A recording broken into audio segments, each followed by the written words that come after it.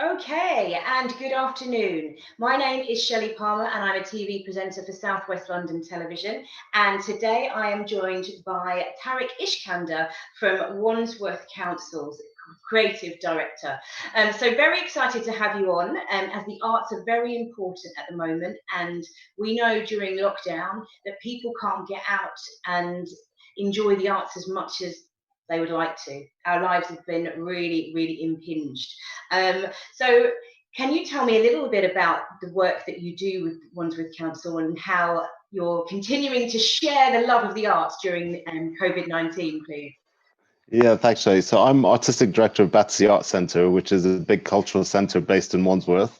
And we, like most theatres and performance spaces around London, had to shut under very, very short notice.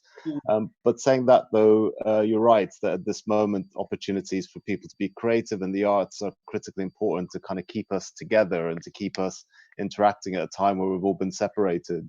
So like a lot of places, we've been very active digitally. So one of the things that we used to host and still host is our world famous Beatbox Academy that's based at Battersea Arts Centre. So the Beatbox Academy is still meeting weekly online, digitally on Zoom, just like we're doing now, still practicing, still rehearsing. We were in the middle of a performance season called Going Global, where we had some of the UK's best artists performing at Battersea Arts Centre. That got cut off overnight. But we have worked with those artists to create a lot of digital content that will be shared, that people will be able to experience. So I guess we are all finding our way, like you said, in this really difficult time. We really look forward to opening our building because it belongs to our community and there's so much that usually happens there day to day. But till we can work out how to do that safely and what the right time is, it's sort of trying to do what we can. Has there been any directive from the government about opening the arts spaces at the moment? Well, the guidance is still changing slightly week by week. We're not super clear. We get the sense that they're going to say possibly from July and August, we may be able to open up, but I think that will come with some very strict restrictions, and we don't quite know what that means. So there may be caps on numbers, how many people we can have within a space. Also, social distancing will definitely still be in place to keep people safe. I guess the thing is, as well, as what we all don't know is we know what might be possible, perhaps, but whether people want to go into a building, into a public building at that time is something we'll still see. I think that would be really valuable for some people, and some people would really love that. For others, that feels like a really bad idea. Yeah, yeah. So what does your role look like at the moment and in the past as well for people that, are interested in the arts and what you do generally day to day? So I suppose so. As artistic director, I guess I have a joint role. So I'm artistic director and the chief executive of BAC. So the artistic director side, which is kind of a bit more of the creative side, I would say takes up, unfortunately, only about 20% of the time, which is the kind of stuff about working with artists, working with producers, programming, working with the creative people locally. So we run loads of great local programs, but also Wandsworth-based programs, but also work with young people and so on. And so there's a lot of discussion around how to support that work and what we program and how we present it. And we also have a very big touring operation, or we did before we shut down, so taking shows all over the world and so on. Our own Beatbox Academy, were performing in America, in Australia and so on. So that was a big part of it. I suppose the 80% of the time, which actually is also really interesting, but it is the bigger chunk, is I guess managing the business side, or the organization. So BAC, as well as being a performance hub, is also runs a really big commercial business to earn the money to pay for the art, because we don't get enough public subsidy to pay for all the things that we would like to do. So there's lots of weddings at BAC, as many people know. We kind of do lots of filming there. BBC film there often, so do Sky, and so on. And so there's a big operation to kind of support the business financially. And of course, being a beautiful old listed building, that's quite a complicated space to manage. So that also takes a lot of our attention. So you have had a varied career. Having done some research on you, you previously worked in the National Health as well as prolifically in the arts. So what kind of experience and credentials do you need for the role for someone looking at getting involved in the arts? I think what's really great about the arts is that you don't have to go through any particular route, and there are so many different opportunities and ways in. I mean, I've had no formal training in the arts whatsoever, but I managed to navigate a career which definitely had its ups and downs, like every career does, and you always have your drawbacks and your opportunities that come up. But I had no formal training, and I just learned on the job, either by following people, taking on jobs, interning, and so on, all the opportunities that I had. And I think that's what's great. And also the arts is very, just like Battersea Arts Centre, is very all encompassing. So sometimes the artistic end is the most visible. We get to see the actors and performers performing, but behind the scenes, that it's a lot of technical staff, a lot of marketing teams, a lot of finance teams are all around that. So being involved in the arts can happen in so many different ways and so many different routes. There's no one way in. Yeah, which is very exciting. It must be a very exciting job and career, because things are changing. You're working on projects, so no day is the same, I imagine. Definitely not. And like you said, what I really love about it is it always feels like a team effort. So you're always collaborating. Nothing happens unless people are coming together to make it work. There's always problems to be solved. There's always things to be kind of navigated. And it does, I think it's the kind of business that kind of brings people who really are creative, enjoy playfulness, enjoy working together. And that creates a really nice environment to be in. If someone was at college, are there any formal qualifications they would need for the role if they're looking at Again, definitely depends on what they want to do. So there are lots of technical and vocational courses, if that's the side you're interested in, whether it's design or technical or production management. There's certainly director courses and other things, which again, I never did, but are really useful and incredible to have. And similarly, obviously actor training and drama schools can be really valuable. So, but again, I wouldn't discount sort of business qualifications, anything to do with finance and so on is incredibly important. I mean, when I was starting out as a director who no one knew and was completely broke, I had to produce my own shows as well as direct my own shows. So all those kind of skills are always really invaluable. And what piece of advice would you give someone who's looking to get into the arts? If they, right about now, obviously the world has been turned upside down. But I think people are being more creative at home. So I think the arts, when we can go back, will get a massive surge. Yeah, I agree. And the world has been turned upside down. So it's hard to tell, but there will always be routes in different ways. I mean, I guess the thing I always think about is if I look back, and like I say, every career is ups and downs. So I suppose not to be that they always do eventually.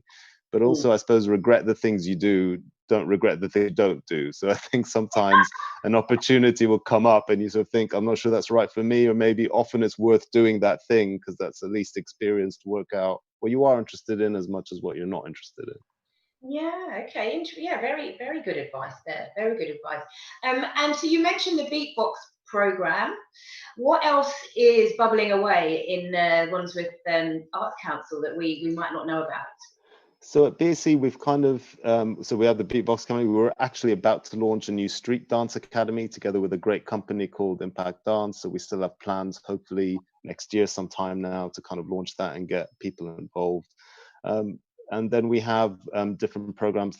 We run something called The Agency, which is a program that we run in Winstanley, where young people get together, they go through a training program, they're paid to be a part of that. And at the end of that program, they pitch ideas to a panel about social programs. They don't necessarily have to be arts programs, but they definitely have creativity in them and a way of helping their communities. And this year we have people making albums, we have people setting up tours and kind of travel opportunities for young people who don't get those opportunities otherwise. So amazing projects come out of that, and they get some money and support to make their business ideas happen. So there are lots of those things happening. Definitely in the short term, we've had to rejig a lot of what we do. So BAC at the moment is not doing performances, but what we are doing for loads of charitable partners to put together creative play kits that are going to be sent out to children under 10 years old. There's about 1,000 going out to people in different households. Oh. I can hear you, Shelly. Can you hear me? I lost the sound there. I lost the sound for a second. We're back. I'm probably just talking too much. That's it. It's great. It's great. Because you obviously touched on how COVID-19 has affected your business daily, but you're still reaching out, and you're I guess you're live streaming events or previous shows. So where people can find that on your website, and you on Instagram. How are you reaching people? We are. So we're on all our channels, our YouTube channel and Instagram and all the rest The other thing I'd say is we've been for over a year and a half, we work very closely with the BBC. Oh, So wow. we produced 12 programs called Performance Live, which are currently on iPlayer, and they were all partly produced by Battersea Arts Centre with some amazing artists. We just released a film that actually this weekend was out on the BBC channels. I think it was on channel BBC 4 and now on iPlayer. So if you want to see more of what BAC does, you can find it all on iPlayer if you search for Performance Live. Amazing, amazing. And what would be a dream project for you? Obviously, as kind of, I feel like the world is everyone's oyster in a way. We have to look at things positively, and who knows what the future will bring. But what would be your ultimate project for your work? I mean, Battersea Arts Centre's building is such a big part of our work, and obviously the one thing we've lost access to in a way, or the ability to use, is our building. But in a strange way, that's been quite liberating because we can now think about what we do and the core purpose we have. And because no one can get on public transport, it makes you feel even more connected locally because everything has to be done within walking distance. So I guess the truth is the dream project now probably is quite different than it was a few months ago. It's probably the dream project is somewhere in Wandsworth that doesn't have anything to do with our building, that really celebrates all the way people locally have responded to what's happened, because it's obviously been very, very difficult and very challenging for everyone.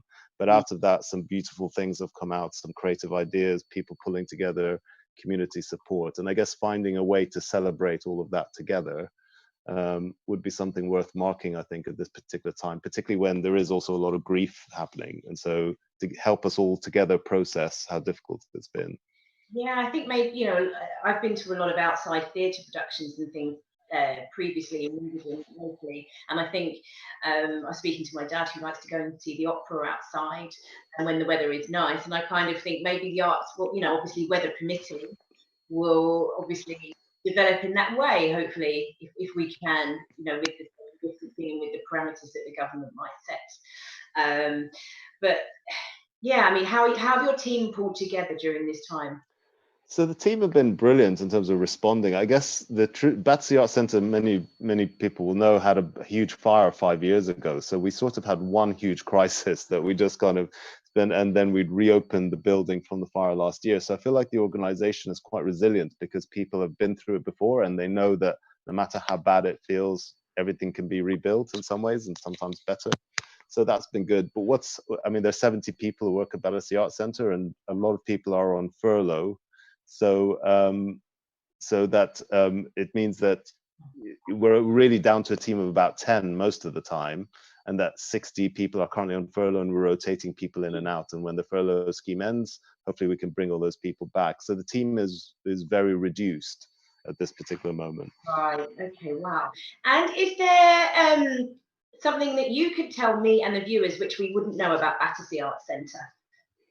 Oh, that's a really good question. I mean, I'm learning still because I've been in the job for a year now, so I'm still learning loads of things about BAC. I mean, one thing I didn't know about, I mean, obviously, most people know that BAC was the old town hall for Wandsworth, and before they built the new one. But actually, when they moved, I didn't know that they were planning to knock the building down, and there were lots of plans about ending it, and there was a huge community movement to rescue the building because it was such a part of the area and such a part of daily life. And so there was a huge campaign, and it was that at that moment in the 70s that they converted it into an arts centre. So that was news to me. I didn't know that history. Oh, okay. And obviously, you said you've only been in the role a year. What have you've had grounding within the National Health and other jobs within the world of the art, your finance and everything else. But what do you think is a really important skill set? The main sort of top 5 skills which you need for the role that you're in right now. Yeah, I think that's tricky to answer only because the people have different styles. And the other thing I'd say is there's no right or wrong about that. I guess the things that I think are useful to have is being able to listen. I suppose is really important. I think being honest and being able to say, I don't know the answer, or not trying to fake your way through it, I think is really good because I think that gets the best out of people. I think staying calm is important. I mean, these kind of jobs can be quite pressured. There can be a lot going on at the same time. Very often you feels like you're firefighting. And I guess when you've got brilliant people working, it's quite important for you to look calm so that can get the best out of them. If you start to flap around, that just infects everyone. So I think all those things are quite important. 5 is quite pushed though, but I definitely say honesty, calmness, and things is a good start. Okay, I've also been asked to ask you, what was the last thing you learned?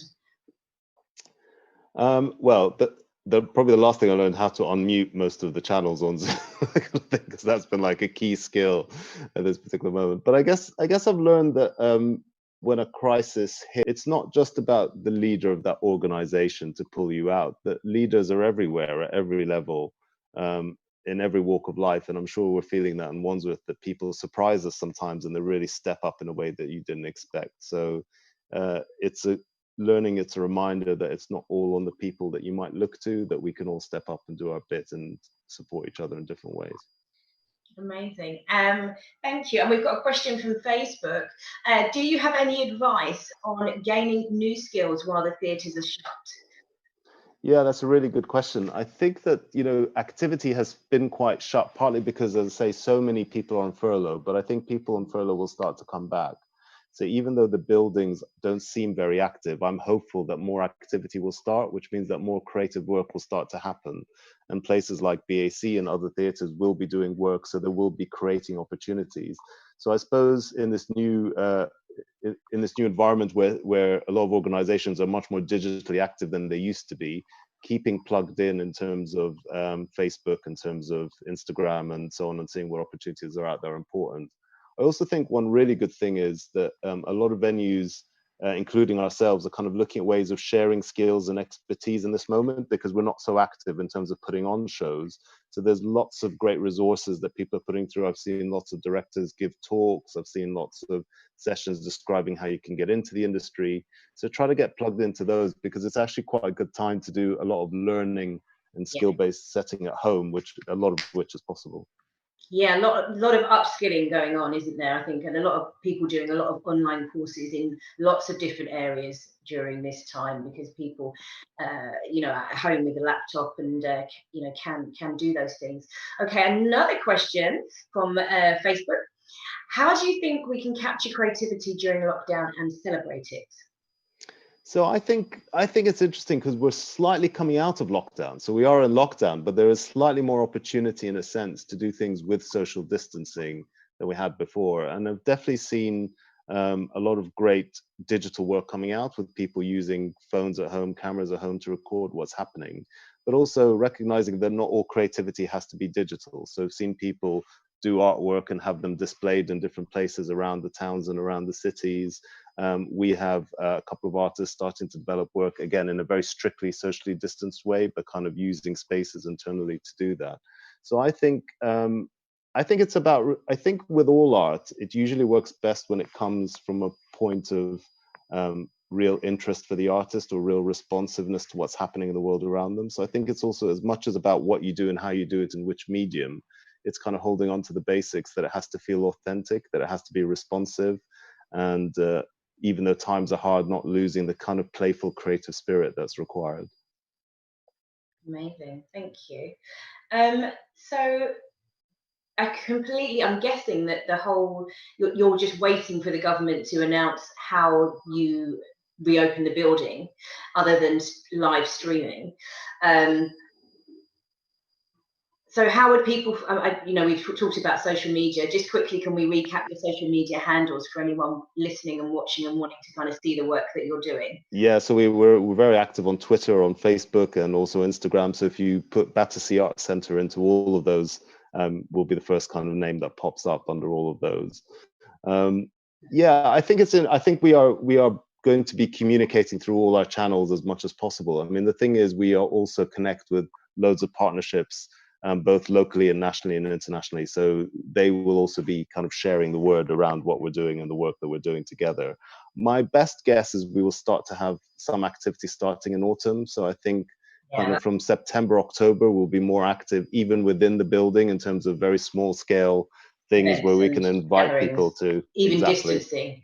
Yeah, because exactly. I assume that before Christmas things, well, if schools go back in September, I am assuming that the arts will be opening after that, so October, November, with maybe parameters. I think they're saying cinemas will open, but that might be, I suppose, 1 or 4 people sitting distanced away from each other. But I suppose it's whether it's financially viable for spaces like yourself to open. And that's the real challenge. So it's difficult to put on things the way we would have done previously. Yeah. But as an example of rethinking of things, so the Christmas pantomime is usually just a hugely busy time of year, and we have loads of young people who come every Yeah. year to BAC, and we can't put on the same show we would normally do, partly because obviously we can't have the same audiences in the same way, but also trying to rethink how that might work. And so one of the things we are looking at is, can we do some sort of panto offering for young people, but in a way that is sort of immersive, where it may be people walking through the space so they can walk through in a socially distanced way in groups or households. And that could be like a free offering that we could give to local people as a support. So I guess it's just completely rethinking what is possible and how it might work. Yeah, because I guess you've lost a period of funding, haven't you, for events which haven't gone on. So you're going to have to look at the timetable and what you're offering in the future.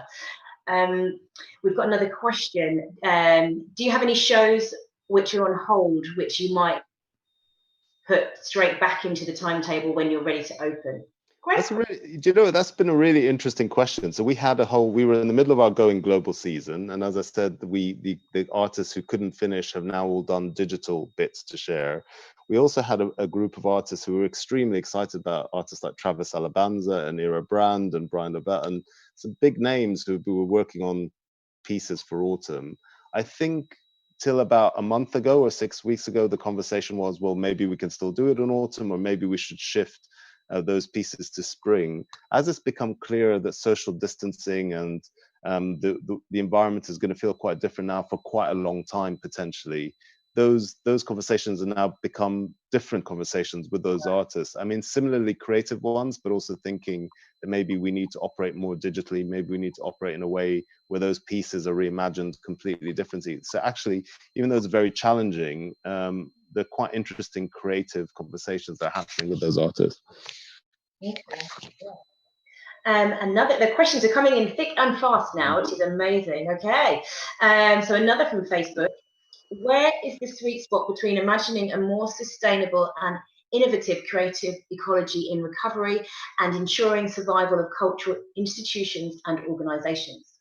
I mean, this is like the $1 million question, and it's a really good question. I mean, I think that if we're being realistic about it, there is going to be less resource around than there was before COVID hit. So I think there's first a reality that one way or another we are operating with fewer resources. Now, obviously, that has easy to say, but has really human implications in terms of opportunities, in terms of artists, in terms of workforce. But kind of holding on to that, which is obviously something that we're all living with together and trying to work out.